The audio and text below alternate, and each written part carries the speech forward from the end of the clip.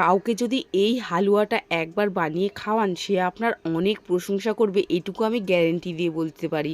তবে আপনারা কি জানেন যে অনেকেই জানে না বিটরুট দিয়ে এত সুন্দর একটা টেস্টি হালুয়া তৈরি করে নেওয়া যায় এবং এই হালুয়াটা একদমই সহজে চটজলদি হয়ে যায়। প্রথমেই আমি এখানে বিটরুটগুলোকে ছাড়িয়ে টুকরো টুকরো করে কেটে একটা মিক্সিং জারের মধ্যে একদম জল দিয়ে মিহি পেস্ট করে সেই একটা ছাঁকনি দিয়ে জলটাকে ভালো মতন ছেঁকে নিলাম, ছিবড়েটাকে ফেলে দিয়েছি। এবার এদিকে জলটার মধ্যে আবারও একটু জল মিশিয়ে নিয়েছি আর এদিকে একটা মিক্সিং জারের মধ্যে অল্প চিনির মধ্যে 2 চামচ মতন কর্নফ্লাওয়ার দিয়ে তারপরে ওই বিটরুট গোড়া জলটাকে দিয়ে আবারও ভালো মতন পেস্ট করে নিয়েছি। কড়াইয়ে সামান্য ঘিয়ের মধ্যে ওই বিটরুট গোলা জলটাকে দিয়ে বেশ কিছুক্ষণ নাড়িয়ে চাড়িয়ে মিশিয়ে নিতে হবে আর সামান্য একটু নুন দিয়েছিলাম।